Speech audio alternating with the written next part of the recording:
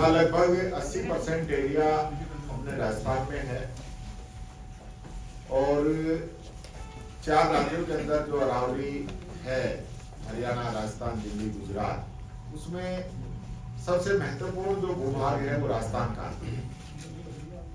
और राजस्थान के अंदर भी जो अरावली पर्वतमाला है उसमें से 90% जो पहाड़ियां हैं वो 100 मीटर से नीचे हैं। ये एक प्रकार से आने वाली पीढ़ी के लिए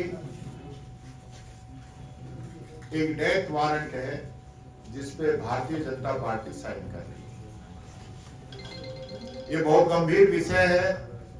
इसको लेके वन एवं पर्यावरण मंत्री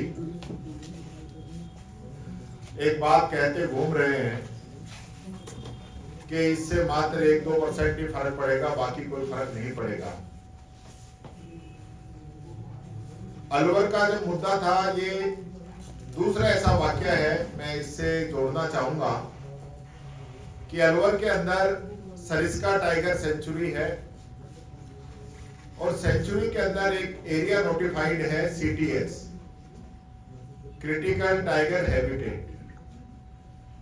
और वो एरिया वो है जहां सरिस्का में एक भी टाइगर जब नहीं था तो मनमोहन सिंह जी की सरकार ने वहां टाइगर शिफ्टिंग का प्रोग्राम किया।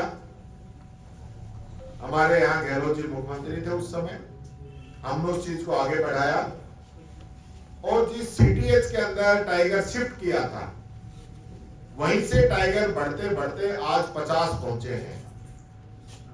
मैं ये बात इसलिए बता रहा हूं कि आज 50 टाइगर होने के बाद मंत्री जी जो है उस CTH को चेंज करना चाह रहे हैं। अब वो ये तय करेंगे कि इस एरिया के अंदर जो है टाइगर नहीं बढ़े, जो नया एरिया वो डेवलप करेंगे उसमें टाइगर बढ़ेंगे। वो सीधा सीधा वहां पे 50 से अधिक माइंस है। वो माइंस CTH की वजह से बंद पड़ी है सुप्रीम कोर्ट के निर्देश के बाद। सिर्फ और सिर्फ उन माइंसों को खुलवाने के लिए इन्हीं मंत्री महोदय के द्वारा 3 महीने पहले वो CTH चेंज कर दिया गया था, जिसके बाद सुप्रीम कोर्ट में इनको फटकार लगी और दोबारा उसका जांच आई, दोबारा सर्वे और आपत्ति वो दोबारा मांगी गई और आज वो प्रक्रिया चल रही है। मुझे नहीं पता था कि 50 माइंसों खुलवाने वाला व्यक्ति पूरे राजस्थान को छलनी करने का भी ऑर्डर और निकाल देगा।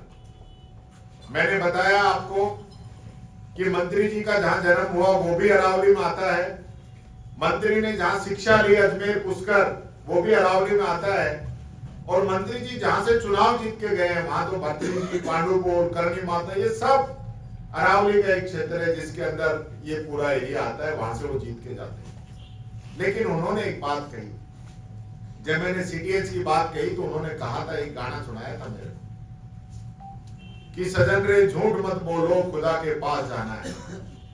मैं वापिस उन्हीं का गाना उन्हीं को समर्पित करता हूं कि मंत्री जी झूठ मत बोलो, जनता के पास जाना है।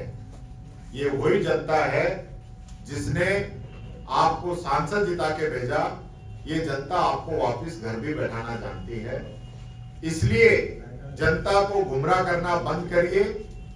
आपने खुद कमेटी बनाई 2024 के अंदर और उस कमेटी ने ये सिफारिश की कि 100 मीटर से जो नीची पहाड़ियां हैं उनको खोल दिया जाए, उसको अरावली नहीं माना जाए।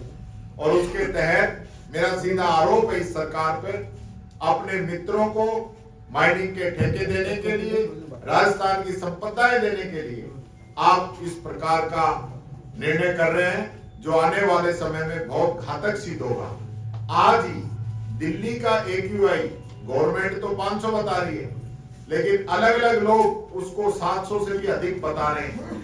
क्या हालत हो चुकी है दिल्ली की। दिल्ली के साथ सटा हुआ राजस्थान का इलाका भिवाड़ी, अलवर, वहां क्या पोल्यूशन की हालत हो चुकी है।